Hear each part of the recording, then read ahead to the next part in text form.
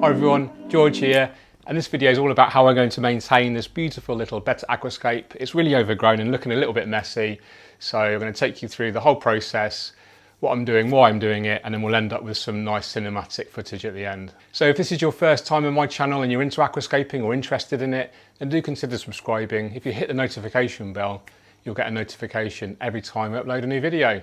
First thing I'm going to do is switch off the filter and the heater and remove those. Next step is to clean our CO2 diffuser. I've got a glass of half thin bleach, half water.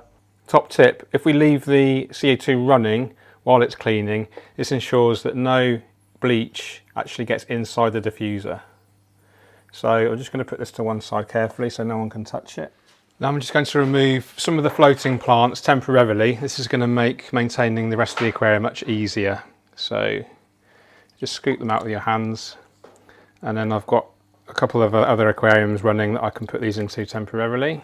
Now it's a case of trimming some of the plants. I'm going to remove the longest, unhealthiest Cryptocorini balansae leaves. Some of them are covered in algae, some of them are really, really long. So just run your hand down to the bottom of the leaf and then you can just pinch it off near the substrate.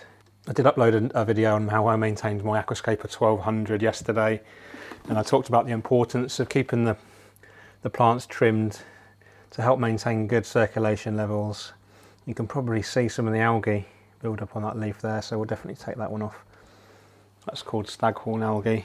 This aquarium is actually an Aquascaper 300 cube. It measures 12 inches cube or 30 centimeters cube from Evolution Aqua, a brand called the Aquascaper. Unfortunately the 300 cube is discontinued, but they still do the 600, the 900, 1200, 1500 and 1800. It's actually got another Cryptocorini in there. That's a Eusteriana, which is far too big. I'm not sure how it got in there. I'm going to take that out because that's just going to outgrow the tank very quickly. It's a really good idea to remove the unhealthy leaves, because what can happen is the plant will put a lot of energy into repairing damaged leaves, where it's better to actually put the energy into growing new leaves. So by removing the damaged leaf completely, the plant will then use its energy into growing a new leaf. I have neglected this tank a little bit, wanting to watch it overgrow so I could do a nice maintenance video for you.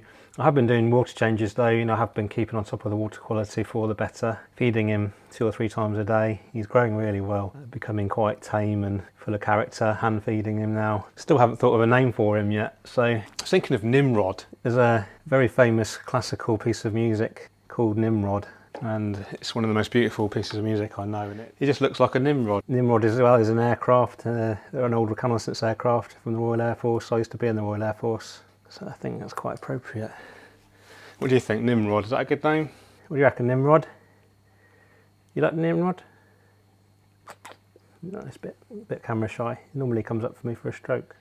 Now it's a case of trimming. So we've got Eleocharis, acicularis at the front here, Starogini behind that, and Halanthium tenellum behind that. These are all Tropica 1-2 grow. Now the Halanthium is a brute. It's actually kind of smothering everything else. So we can, two things, you can trim it quite brutally, or you can gently remove it, pick apart the runners with your fingers. Now I'm going to be quite brutal. Just hack it back with these scissors. I'm not being shy.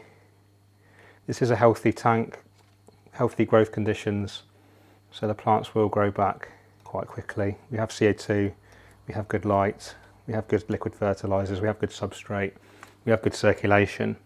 So we have all the key elements that are required to promote healthy plant growth. It will kind of look worse before it gets better. Some of the Starogini has suffered from lack of light, I would say, from too much floating plants blocking the light. So that's soon going to regain its green colour, hopefully. Now it's a case of removing all of the cuttings, so they're all floating, so it makes it much easier to remove. On the other hand, if you had moss, that tends to sink, so you have to be careful when you're trimming moss. So you can get the majority of the floaters up with your hand. And the great thing about nano tanks is that because they are so small, they don't take long to maintain at all. So I did maintain my, like I said, my Aquascaper 1200 yesterday. I uploaded a film. I'll leave a link to that at the top now. And it took me almost all day to maintain, film it and edit the film, whereas I anticipate this will take about half an hour to an hour to maintain. if you can learn to enjoy the maintenance, and I think that's a real key to success with aquascaping, because it's only a beautiful aquascape while it's maintained appropriately. You know, you saw how overgrown this was. It still looked nice, it still looked relatively healthy, the fish is super healthy, the plants are healthy, there's a little bit of algae, but nothing that can't be dealt with quite quickly. Now it's a case of cleaning the aquarium glass using my good old Denelay Cleanator, one of my favourite tools for cleaning. There is a fair bit of algae on the glass, so now all this algae is going to get dislodged into the water column now, and that's why you always do the water change as the last part of the process. So we dilute all those loose waste organics, get rid of those so they can't contribute to any algae. Yeah, it's all about limiting the waste of accumulated waste organics in aquascaping. If you want to maintain an algae-free or nuisance algae-free system, a little bit of algae is absolutely fine. It's a natural thing. It's just when the algae starts to look unsightly and start to take over, that's when we need to start worrying. With maintenance, it's all about preventative maintenance rather than corrective maintenance. So what I mean by that is preventative means, like it says, you're preventing the algae from happening. You're dealing with issues before they occur. Whereas corrective is, you already have algae and you're trying to deal with it. So always better to prevent problems than having to deal with them. So I'm just giving the plants a bit of a stroke as well. What this does is just dislodges any, see some stuff down there, nasty. Give your hand a wave, you can see all this detritus, these waste organics getting lifted into the water column, and then that makes them easier to be able to be siphoned away as part of the water change. Now thankfully Nimrod, now I've definitely named him Nimrod, I think he is definitely a Nimrod, is very content with my hand being in here. If you had more shy fish, you may need to be a bit more careful. Now the tank is on a narrow cabinet and you can probably see that it's kind of swaying backwards and forwards.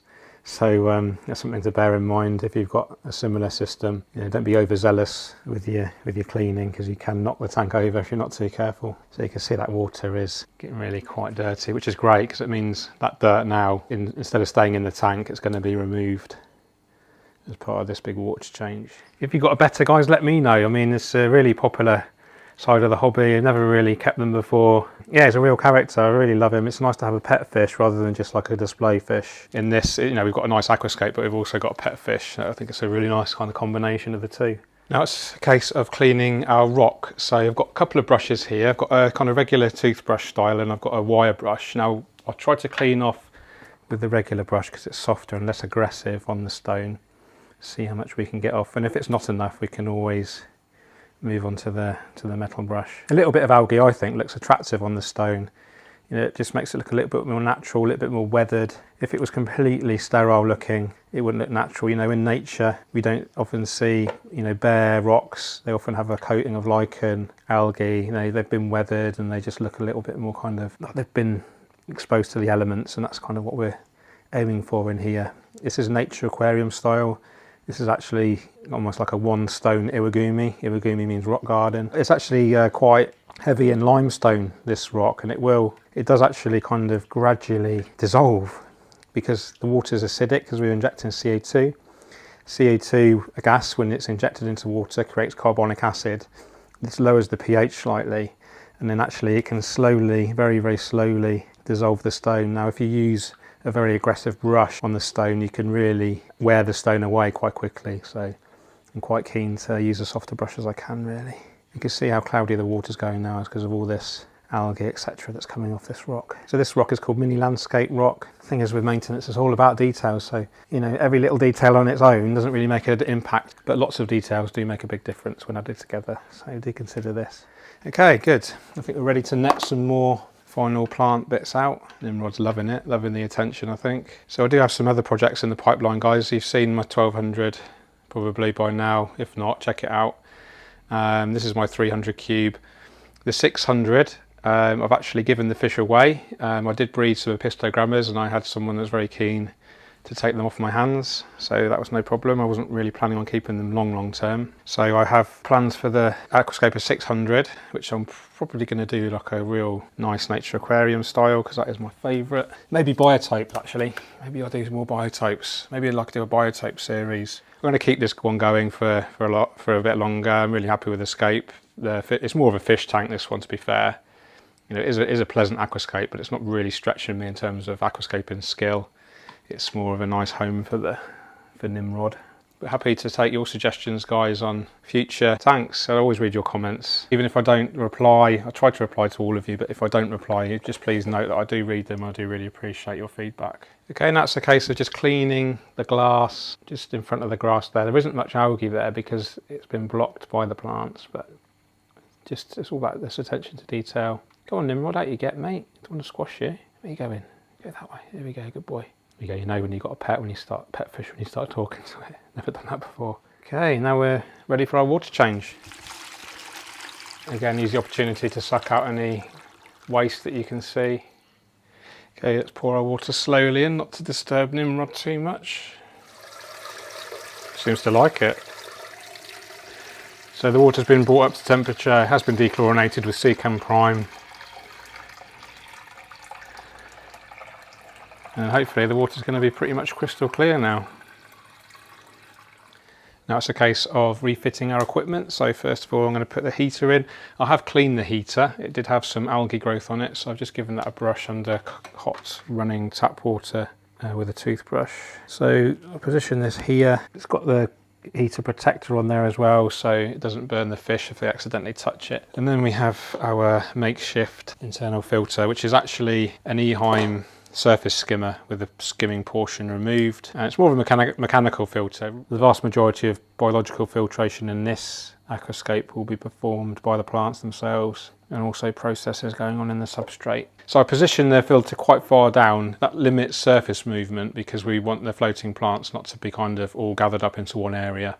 We can plug them in now. So it is a fair amount of flow for this tank, and the Betta doesn't like too much flow, but it is a short, thin variety of Betta, so it's fine. I've deliberately pointed the filter flow outlet onto the heater, which disrupts the circulation, and it also ensures equal heating of the water.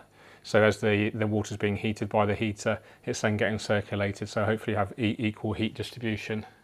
So ready to fit our CO2. I've rinsed it under cold running tap water and then added it to another glass full of dechlorinator and water, just to ensure there's absolutely no bleach residue left on there.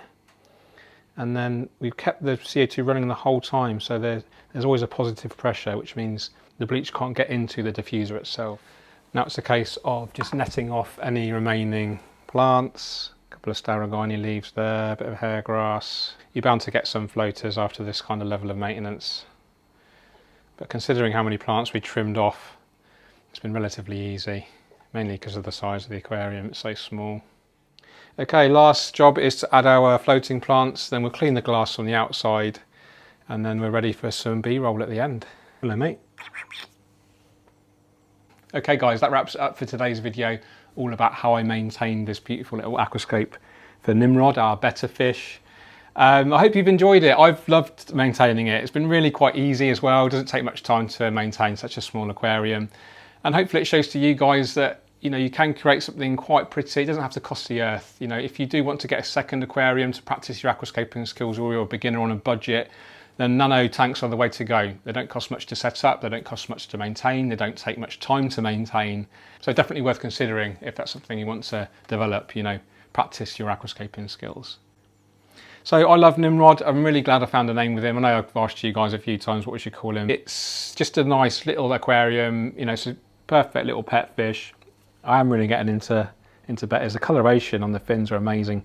I don't think it's show quality or anything, but I think it's just it's a beautiful colour, and he's got character as well. He's not shy. He doesn't mind me getting my hands in there and maintaining the tank. So I hope you enjoyed it, guys. If you did, please give me a thumbs up. Share the video if you can, that'd be awesome. And this might be the last video of the year at the time of filming. It is right at the end of December. So if I don't get a chance to do another upload, guys, I wish you all the best for 2019. You keep on scaping. Take care. Cheerio.